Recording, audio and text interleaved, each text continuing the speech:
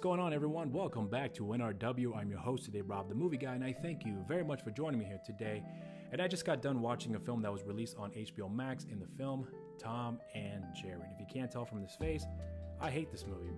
I was initially excited about the film's announcement, I think back in 2017, 2018. And at the time, I thought they were going to be going down the full animation route. But then not too long after that announcement, they had said that they're going to have the characters be animated, but the environment they're going to be in is going to be based in the real world. And that for me was a huge red flag, because we've seen this done countless times before with a lot of these iconic characters that we've grown up watching, and they never ever worked, despite that some of these films have been very successful. But you can see later on as the series progressed that they started to lose the popularity side of it, because people were either catching on how crappy the films were becoming, and even though they were already crappy in the first place, and they never seemed to learn their lessons with these studios trying to regurgitate the same crap over and over and over again. I mean, we have the films like the Alvin the Chipmunk film series, the Smurfs film series, at least with the first two, because they were live action. I think the third one was a 3D film. And Yogi Bear, even Woody Woodpecker, and one of my favorite comic book characters of all time in Garfield. I grew up reading Garfield as a kid. I still have a lot of the comic books here at my house. Don't read them as often, but once in a blue moon I'll get around to it and read some strips here and there. I grew up watching the cartoon series. I even enjoyed the new rebooted version of the character in the Garfield show. I thought that was really fun, and it was really a nice approach they took with that character and trying the 3D animation route, which I thought worked well for the show. And I also have the straight-to-DVD Garfield films, which there's a total of 3 of them. And although the films aren't that great, to be frank with you, I still enjoyed them. And to be honest with you, in comparison to the 2 live-action adaptations we got in theaters, those films are the Godfather. But there is one movie that I remember that got it right, where they did not take the live-action approach and they didn't change the style of animation, although they did make it into a 3D film, but they still kept faithful to the look of these cartoon characters that we grew up watching along with the comic books, which they had originally come from, and not changing anything at all about what made these cast of characters and the story so appealing and very, very special to many of us out here. And this is for the movie, the Peanuts film. They had done that movie brilliantly. And I remember thinking when I was watching this movie, why couldn't they just do that with Garfield or Alvin the Chipmunks or even Yogi Bear and Woody Woodpecker, the Smurfs, even though they did that with the third film, but it was a little too late for my taste. And I just thought, this is how you're supposed to do this. Why couldn't people just do that? Why wasn't the studio smart enough to do that?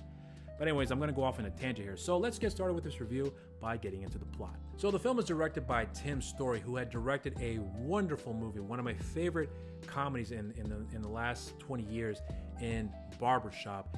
And he had also directed the 2 Fantastic Four films, the one that came out in 2005 and the sequel, Fantastic Four: Rise of the Silver Surfer. So the film follows Kayla, who's played by Chloe Grace Moretz, who just got hired in a high-class hotel under false pretenses by using a stolen resume.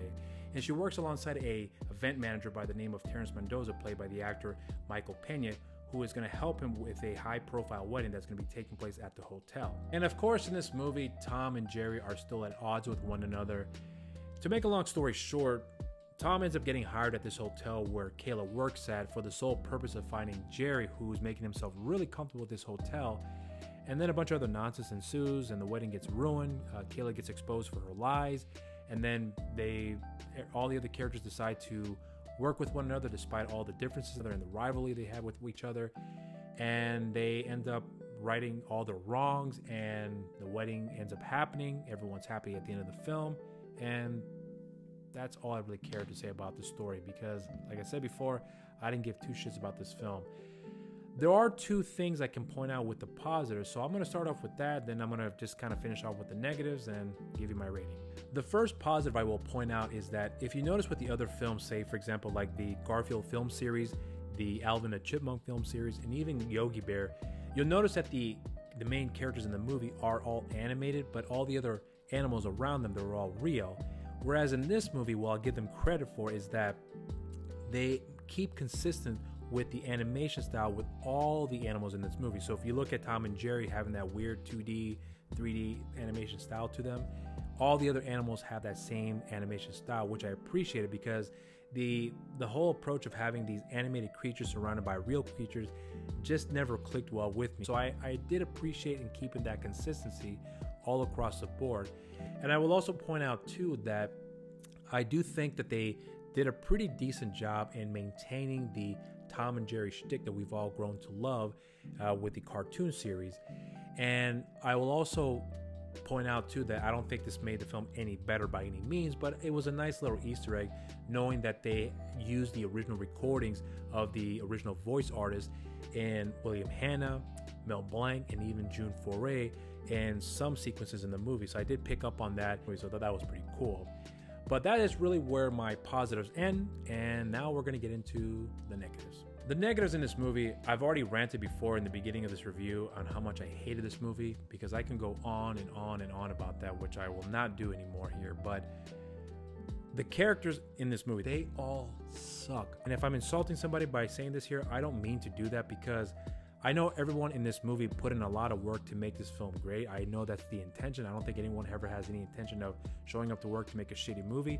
I think they intend on making a fun film. But despite that, I didn't get anything out of these characters at all whatsoever. I didn't really care for them. I found them to be really, really annoying. You have a great actress in Chloe Grace Moretz who is phenomenal. She is great in this wonderful movie that is directed by Martin Scorsese called Hugo. I thought she was great in that film. I enjoyed the movie. Everything about the film so far, what I can remember, was really, really good. And then she has one of the most phenomenal comic book characters in a film in Kick-Ass. She practically stole that movie. How do I get a hold of you? You just contact the mayor's office. He has a special signal that shines in the sky.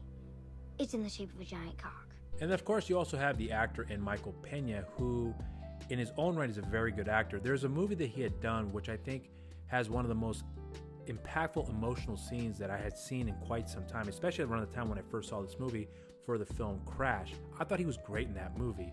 And he had also done a wonderfully underrated comedy film in the movie Observe and Report.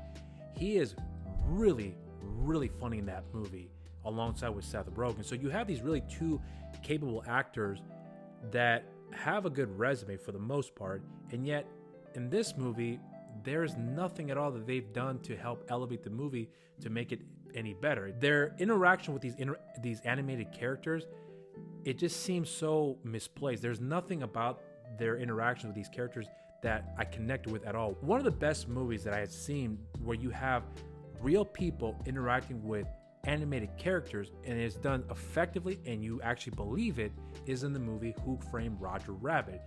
When you see that film, everything worked. Yet this movie just did not do that at all whatsoever. Clearly, it's a film that's meant to generate interest for people to want to see the film for the nostalgia factor. That's not enough for me to want to stay engaged with the story. There has to be a lot more substance to it for me to be connected with the characters and the story itself. But instead, we just got this generic crap that doesn't work at all, that's been done before with these type of movies that never ever changes its approach to make a better story. Instead, you come up with the same crap with good actors that can't make it any better despite their best efforts. I don't know why, and to be honest with you, I don't give a shit, because if these people who are behind the scenes trying to make this movie are not going to change their approach, I am not going to give a shit about these films because they all fucking suck. So now we're going to go into my ratings here. I'm sure there are going to be some people out there who do like this movie. They may like the characters in the film and they may like the approach that they took with the story. Great. I think that's fantastic. I hope that works out for you that way. And I'm sure there's going to be a lot of kids out there who will watch this movie and find this film to be engaging. And I think that's great. I'm sure if my little niece saw this movie, she may like the film a great deal. But I just could not connect with the film at all whatsoever. I had asked my son and actually wrote what he said here. How would you go about describing how you would rate this film? He said, it's a great movie to play in the background, and if the Oscars were to have a category for the best films to play in the background, this one would be nominated for that. So I thought that was a very interesting thing for him to say, how he would go about recommending this film, if you will. But for me personally, I didn't care for the story. I didn't care for the film at all. I didn't care for any of the characters with the exception of Tom and Jerry.